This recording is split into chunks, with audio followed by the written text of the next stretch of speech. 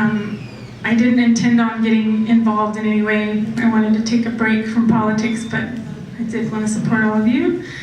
And then I heard Judge Jim Gray speak tonight, and so thank you.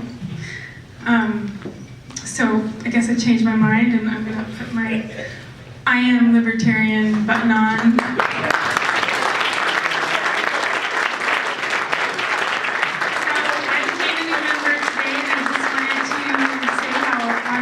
To introduce Judge Jim Gray.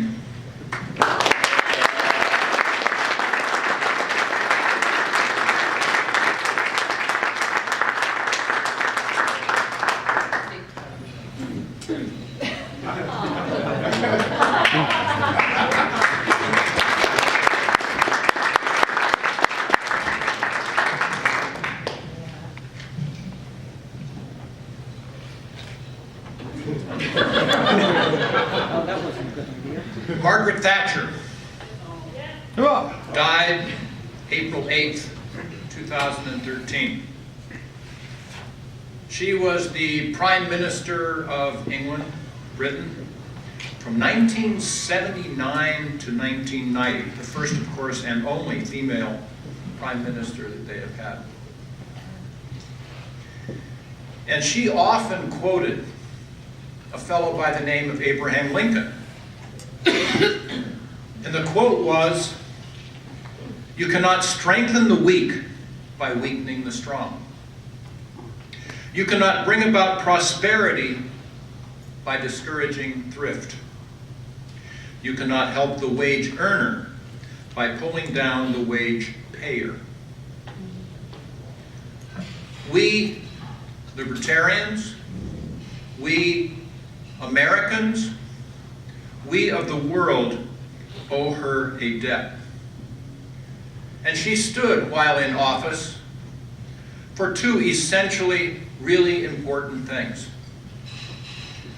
military strength to protect us, and a free economy. That was a revolution in Britain, for those of you that are old enough to remember, because they had gone, after the Second World War, they had followed into the subsidization of their people.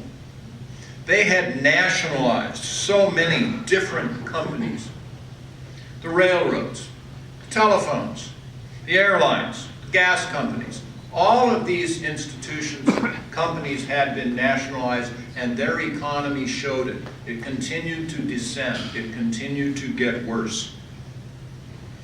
And so I think we have learned, or should learn, two lessons from the public life of Margaret Thatcher. And the first one is that big government may sound good in some ways, but it doesn't work.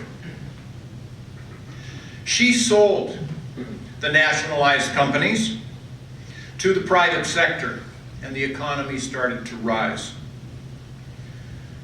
She cut the subsidies. She reaffirmed the private rights of individuals and companies. And she also reaffirmed those rights of companies to manage their own businesses and not be managed by the labor unions. And this privatization revolution, re-revolution, really spread through the world. It went to India. It actually went to the former Soviet Union, Russia. It went through Latin America. And it also reversed the circumstances whereby the state was rewarded for its failures with yet more power. So that is the lesson that the world has learned and continues to have learned, hopefully, from Margaret Thatcher. There's a second lesson as well. Because as she went along, rest her soul, at the height of her popularity and at the height of her power, it went to her head. She started to refer to herself with the royal we. We do this, we do that. And she stopped compromising. She stopped listening. She started dictating. It brought down her as Prime Minister. It also brought down her party, her government. That imperial style doesn't work. And in fact, her Tory party ceased to be a national party thereafter. The Libertarians, I really believe, are the party of the future. They are also the party of the present, as we have heard and as we have seen. We have heard examples in which more and more people are becoming libertarian. No, they are libertarian, they're joining the Libertarian Party.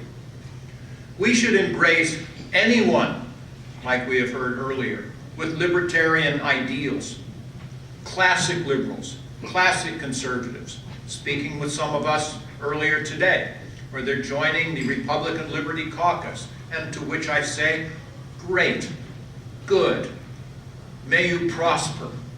Personally, I don't think the Republican Party is capable of being reformed. But if it can be, bless you, and a noble effort to try. One thing that we must promulgate is to have sunset provisions for pretty much almost all laws and certainly all agencies of government.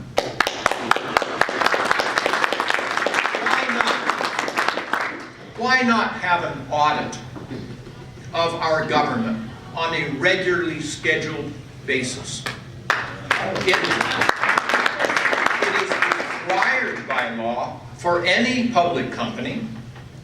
Why not require it for government using generally accepted accounting principles? What a thought. It's never happened before. Libertarians would demand it. Governor Gary Johnson did this while he was governor of New Mexico, producing startling results. Reduce the size, the intrusion, the cost of government. Let's do the same thing in our federal government. Every, 5 years, require each agency to come to Congress or some independent body, maybe not Congress, independently and justify their existence. This is something, when I was running for office, everybody would acknowledge, even the Democrats. You know, make them come forward and tell us what they have done for the last 5 years, what they have accomplished for the last 5 years, what they have spent for the last 5 years, and then what our program is for the future 5 years. This is what we wish to do. This is our proposed budget, and let us all look at it. And we will soon see all of this duplication that is not necessary, that can be reduced and should be reduced. All of this unnecessary work, inappropriate work, that can be eliminated. In fact, maybe even some agencies can be eliminated. We know that, but soon our country will see that as well. These are things that make sense for libertarians and will make sense for others. Plus, I really deeply believe, as I was able to say earlier today, that had we been a part of the presidential debates, that we would have been highly competitive.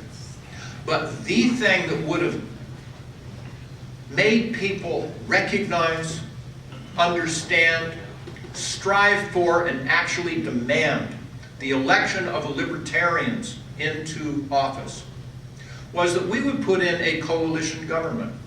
This is the thing that people would have craved and demanded.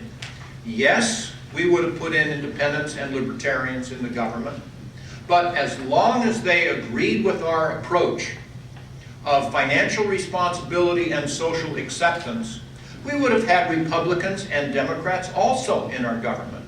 Fine. And then, when we have this polarization, this paralysis in government, naked politics, we would go to some of the people in our own government, Republicans, Democrats, and say, go out and talk to your colleagues, get them on board. We will give credit to anybody that has a good idea. Anybody that embraces a good idea, we will work for America, and the people would have rallied to that cause. So this is who we are. Don't be bashful. Spread the word. Just today, I have a new friend. Her name is Shelby Cook. She is becoming a libertarian, just like we have heard here. Stand up, Shelby.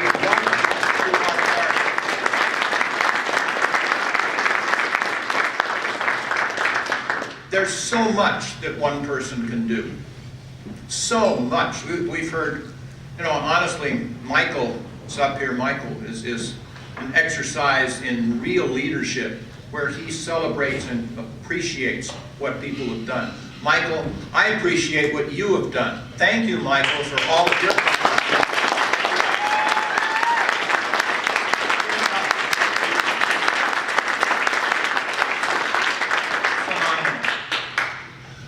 I have actually, and if somebody would be interested, I write a weekly column in a local paper, and it is submitted around the country to various people if they'd like to publish it. It's called, as I said earlier, The Functional Libertarian. Tomorrow's is on the minimum wage and the false allure of the minimum or living wage. In the last couple of weeks, and there were some on your tables earlier, on health care, on marriage equality, on our economy. And if any of you have an avenue or interest in pushing these to, or pushing is the wrong word, promulgating these to any of your friends, give me your email address. I'll put you on our list and I'll send you these every week to get out there. But I want to leave you, I really appreciated the opportunity of speaking with such good people. You are a force. You are really gaining. You in Washington are doing a magnificent job, and I just applaud it. And I see libertarian parties around the country in various states, and you guys are just fantastic. But I want to leave you with a story. The story centers around a man who was on his deathbed, very end of his life, and he called his wife to his side and said, "Well, dear, I know I'm not long for this earth, but before I leave you, I just have to get something off my chest. That for a number of years now, I've been having an affair with such and such a woman that lives across the street. And I don't mean to hurt your feelings, but I think you're right to hear it, and hear it from me." She looked at him, she thought for a moment, then she said, "That's okay, I know, that's why I poisoned you." It's such a similar, it's always the women that like this story.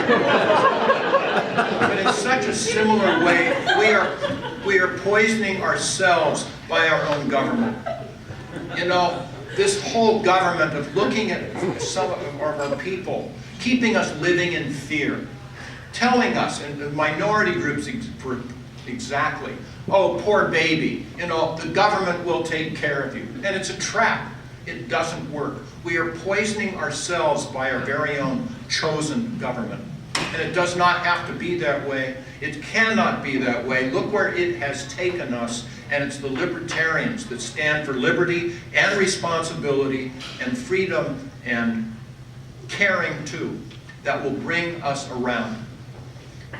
Please, for the sake of our children, for the sake of our grandchildren, for the sake of our country, our ancestors are cheering us on.